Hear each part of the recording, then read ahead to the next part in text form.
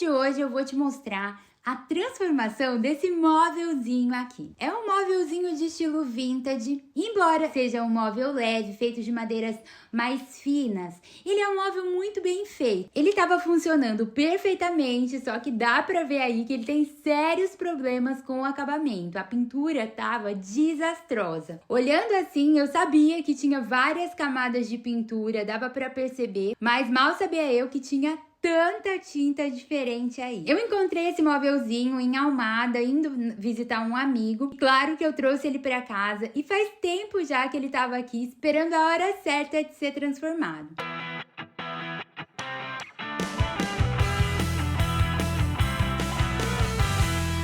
E essa semana eu tive uma ideia muito legal. Eu propus uma brincadeira lá no Instagram para que os seguidores me ajudassem a escolher como eu iria transformar esse móvel.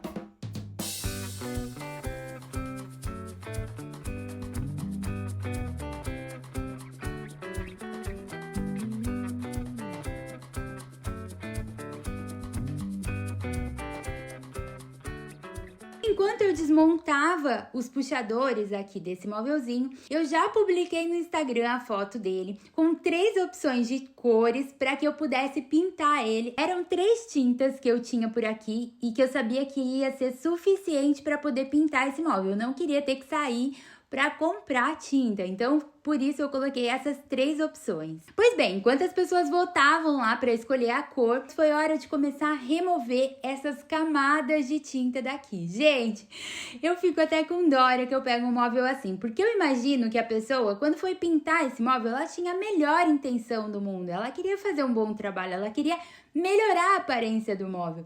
E eu imagino o quão triste essa pessoa ficou depois de terminar esse trabalho e viu que não ficou assim tão bom, porque tá cheio de marca de pincel, a tinta tá extremamente grossa. Mas o importante é que esse móvel vai ter uma nova chance de reviver e embelezar algum espaço por aí. Eu tô usando o removedor e eu não tinha certeza de como que ele ia reagir sobre essa tinta. É uma tinta bem porosa, parece uma tinta acrílica, lembra até uma tinta tchau. Esse removedor que eu tô usando, o fabricante indica a gente fazer uma camada espessa aqui por cima e deixar até 30 minutos. Mas eu fico sempre de olho ali. Quando eu vejo que tá assim, arrepiando a tinta, é que o negócio tá fazendo efeito. Mas não dá pra entender muito bem, porque algumas partes arrepiam bem, outras já nem tanto. Eu não sei se depende da camada de tinta ou da espessura que tá aquela tinta.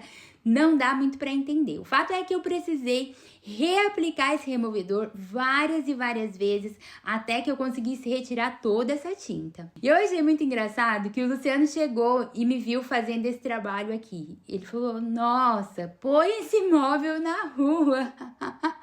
Porque, gente, faz uma sujeira, dá um trabalho decapar. Quem já fez esse trabalho sabe que dá trabalho. É menos inconveniente do que lixar, porque o pó a gente não tem muito controle de onde que vai essa sujeira, acaba espalhando por todo canto. Então a gente consegue controlar um pouco melhor a sujeira, mas faz sujeira e dá um bom trabalho também. Mas eu não ia desistir desse móvelzinho. Além da tinta branca, eu encontrei uma tinta esverdeada ali, um azul meio esverdeado, e uma tinta amarela. E por baixo da amarela ainda tinha uma branca, ou seja, nós tínhamos pelo menos 4 camadas de tinta aqui nesse móvelzinho.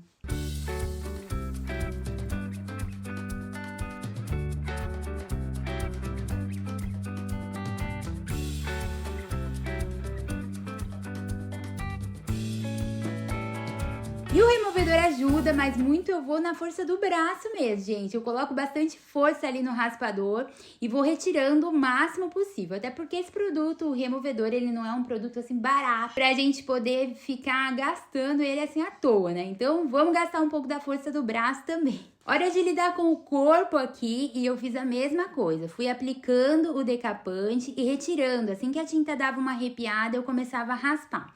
Até porque, se a gente também deixar tempo demais, esse decapante acaba evaporando e a tinta volta a grudar no móvel. Não totalmente, onde tem as bolhas ali não, mas em outros lugares ela acaba grudando novamente. Então a gente acaba desperdiçando o produto. Então tem que ter um time ali, tem que ficar de olho para começar essa raspagem na hora certa. E esse aí foi o melhor resultado que eu consegui chegar. Eu consegui deixar o móvel liso, sem aquele excesso de pintura. Eu dei até uma passada de lixa antes para garantir que ele tava bem lisinho, sem irregularidade, para daí começar a pintura. Eu resolvi que eu vou pintar inclusive as dobradiças. Eu vou pintar ela também porque eu não quero que ela interfira na escolha dos puxadores, porque senão a gente vai ficar muito limitado nessa escolha depois.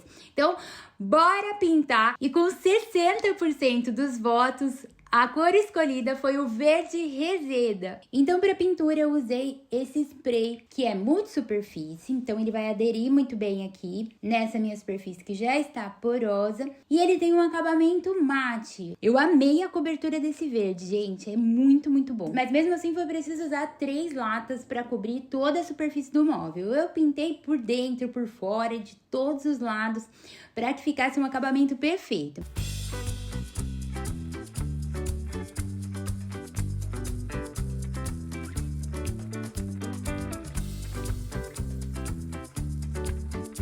E enquanto eu pintava, eu já coloquei no Instagram para que as pessoas me ajudassem a escolher, dessa vez, os puxadores. Eu sabia que eles iam ser fundamentais para a transformação desse móvel. Claro que todos esses puxadores são da Meu Puxador, porque eu sou completamente apaixonada pelos puxadores de lá. E eu confesso que a escolha foi bem difícil e foi muito bom poder contar com a opinião de todo mundo.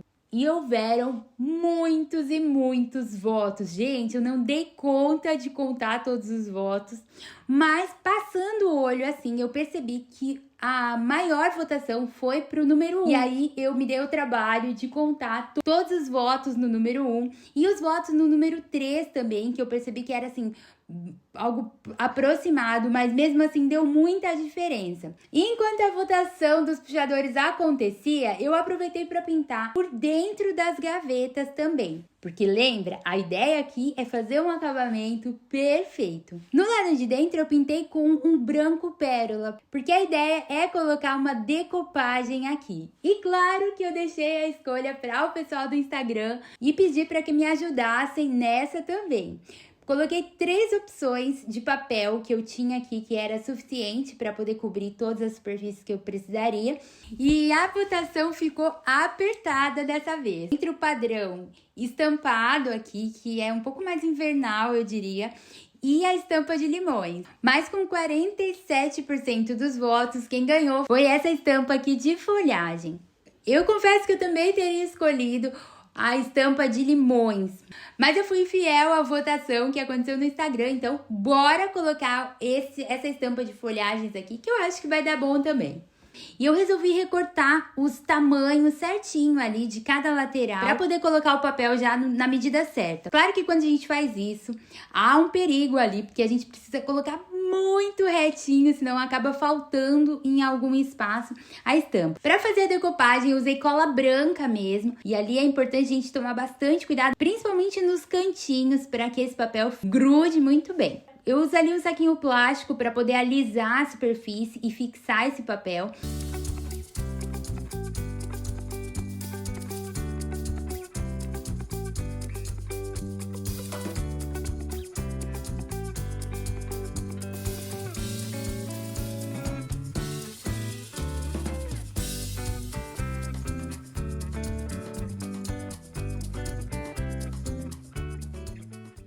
E depois eu tenho que passar uma tinta verde aqui nessas beiradinhas para arrematar esse acabamento. Essa gaveta, que era mais comprida, eu fiz a continuação do desenho para que pudesse ter ali um bom acabamento. As rebarbas eu corto ali com a lixinha. E nos comentários tinha alguém que me disse para deixar o tampo na cor de madeira. E essa é uma característica muito forte dos móveis que eu transformo, né? Normalmente eu gosto mesmo de deixar o tampo na madeira. E eu não me lembro exatamente onde foi que eu vi esse comentário, mas alguém que comentou isso me dando essa sugestão.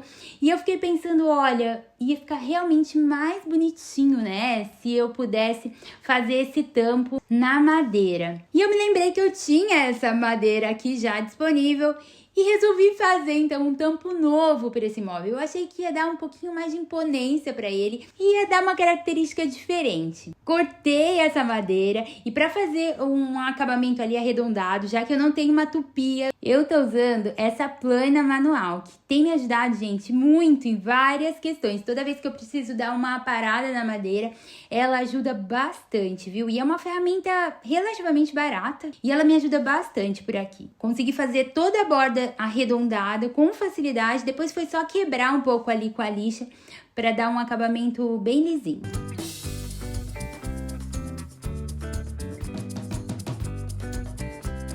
E os puxadores escolhidos então foi o número 1. Nós tivemos 330 votos no número 1 e 204 no número 3. Eu tinha deixado os buracos dos puxadores antigos aqui no móvel porque eu ainda não tinha certeza qual puxador seria escolhido e talvez eu pudesse reaproveitar esses mesmos furos, mas não foi assim que aconteceu. O puxador que foi escolhido, ele não precisa de buracos. E uma forma bem interessante de tapar os buraquinhos, que eu aprendi e eu vou mostrar pra vocês, é usando palitos, ó. Eu tô usando aqui um palito de churrasco, cortei ele primeiro, passei cola e enfiei ali no buraquinho para preencher todo o espaço, ó. Ele entra bem justinho, eu deixei ele bem o mais rente possível e depois eu venho com uma massinha só de forma superficial para deixar esse furo bem nivelado e quase imperceptível. E agora sim, com os furos já tapados, a gente percebe que ainda ficou ali uma marquinha, mas não vai ser problema porque o meu puxador vai vir aqui quase em cima. O que eu não podia deixar eram os buracos aparecendo, mas isso não vai ter problema. Tô usando ali um esquadro para poder fixar os meus puxadores da forma mais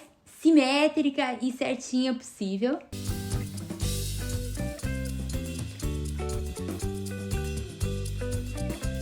E na parte de baixo eu não gosto muito de usar, sei que tem gente que usa, mas eu não gosto de usar puxador concha virado na vertical. Então eu vou usar os puxadores botão aqui, na mesma cor aqui de um bronze velho, pra usar pra abrir as portas. Vou colocar bem na parte de cima, já que esse móvel é bem baixinho, vou colocar ele bem na parte de cima da portinha. E também porque é aqui que fica a trave, é onde a gente precisa de mais força na hora de puxar. E aqui mais uma dica pra quando a gente tem um puxador padrão para um móvel que não é muito padrão, né? Nesse caso, a porta do móvel é bem fininha e o parafuso ia ficar grande demais. Eu coloquei algumas arruelinhas aqui para que o puxador ficasse bem justinho. E o acabamento que eu escolhi para a madeira que vai no tampo é a cera.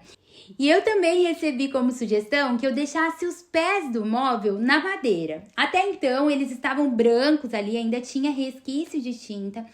Mas eu pensei que seria legal deixar o pé combinando com o tampo na madeira. E como as madeiras eram ali de tonalidades semelhantes, eu achei que ia dar super certo. Acatei essa sugestão também vinda do Instagram. Retirei toda a tinta do pé e aí passei só a cera como acabamento. Para fixar o tampo, eu usei cola para madeira. Centralizei ali o tampo e vim com 4 parafusos pela parte de dentro do móvel para que ele possa ficar bem preso.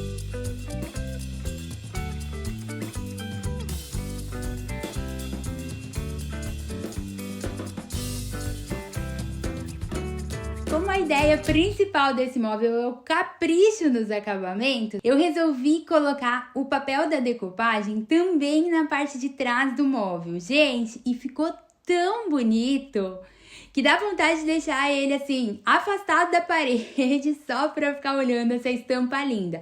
Coloquei a decopagem ali de forma contínua também.